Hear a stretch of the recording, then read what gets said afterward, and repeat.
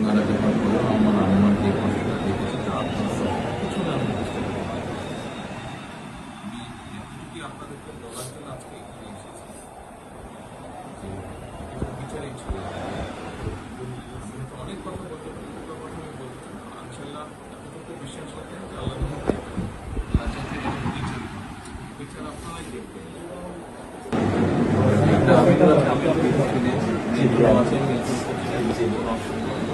আর আসামিকে ধরা হয়েছে, ব্যবস্থা করা হচ্ছে, এরপরে বিচার ইনশাল্লাহ আইন উনিও কন্যা সন্তান, আমিও কন্যা সন্তান, উনিও কন্যা সন্তান। আজ আমরা জানি কন্যা সন্তানের কষ্টটা আমরা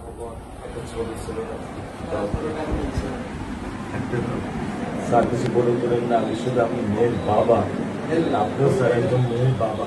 শুধু একটা আমি দৃশ্য আপনাকে স্যার দেখাবো, আর কিছু দেখাবো না স্যার, আমি দেখবো না স্যার, স্যার আমি দেখবো না স্যার, এটা নিয়ে আমি সারা জীবন স্যার আমি কি করে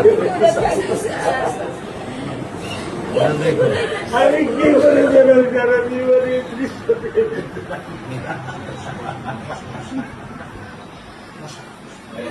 আমার এই দৃশ্য আমি কি দিয়ে পূরণ করবো? আমার বিয়ে শুক্রবারে নামাজ মসজিদে নামাজ পড়ে, আমি 3 ওয়াক্ত নামাজ বাসায় পড়ি স্যার, কারণ ও আমার সাথে নামাজ পড়তে পছন্দ করে। 2 ওয়াক্ত নামাজ আমি ওকে নিয়ে স্যার আমার বাসায় পড়ি স্যার। আল্লাহ আমি জানি না, আল্লাহ তো আমার কোন পরীক্ষা ফেলেছে, এই দুঃখ এই কষ্ট মৃত্যু ছাড়া আমার আর কোনো শেষ নেই স্যার, আর কোন শেষ নেই। আপনার দায়িত্ব মানে প্রধানমন্ত্রী নেবে, আমাদেরকে তো আপনাদেরকে শক্ত হতে হবে না, আপনার তো বড় মেয়েটা রয়ে গেছে, এখন তো ওর জন্য আপনাদেরকে শক্ত থাকতে হবে। স্যার সত্য কথা, আমি যখন ওকে ভ্যানে পাঠাই আমি খুব বল পাই, আমি কালকেও বলে দিছি যে আমি আর ভ্যানে দিব না, তুমি প্রতিদিন ওকে রিস্কায় নিয়ে যাবা, রিস্কায় করে নিয়ে আসবা। আমি ক্লান্ত স্যার, 10 বছর বয়স থেকে স্যার অবহেলা পেতে পেতে পেতে পেতে স্যার আমি আর নিতে পারতেছি না স্যার। আল্লাহ আমার ভাগ্যে দিচ্ছে, আমি কি করবো কি করবো?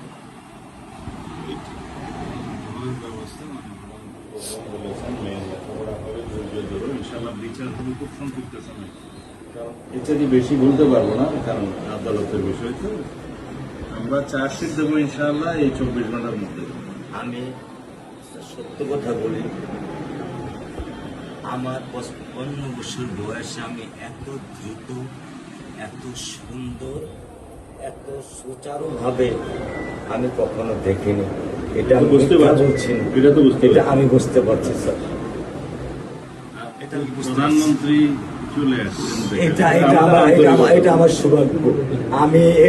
আমি সত্যিকার ভাবে স্যার আমি বলি, আমি এটা স্যার প্রত্যাশা করিনি যে আপনার মতো মানুষ আমার এই 10,000 টাকার একটা প্ল্যানে স্যার আপনি পা রাখবেন, কিন্তু এই বিশ্বাস ছিল যে আপনি আর 10 জন না, যে মানুষ ট্রাফিক সিগন্যালে দাঁড়িয়ে থাকে, নিয়ম মেনে চলে, সে মানুষকে বুঝতে স্যার আমার এইটুকু বয়সে স্যার যথেষ্ট স্যার।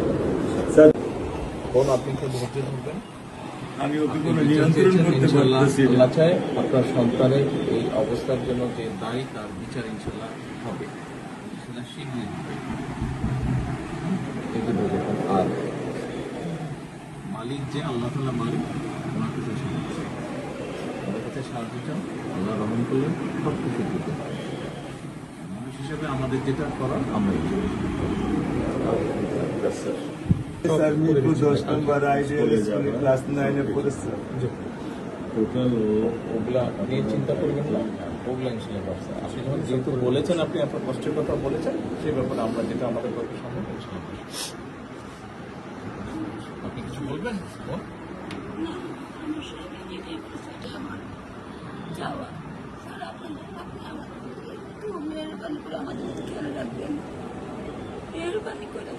আমরা প্রথমে সবচেয়ে আগে যেটা এই মুহূর্তে আমরা করতে চাই সেটা হচ্ছে যে এই অন্যায়ের সাথে যে জড়িত তার বিচার আমরা আগে করতে চাই, তার বিচারের ব্যবস্থা আমরা আগে করতে চাই, এইটা আমরা আগে প্রথমে করতে চাই।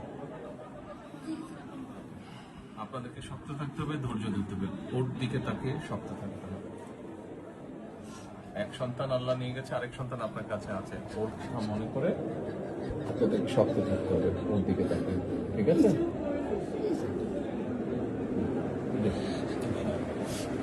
চলে আসবে, হ্যাঁ ভাই, চলে আসবে, আজকে চলবো।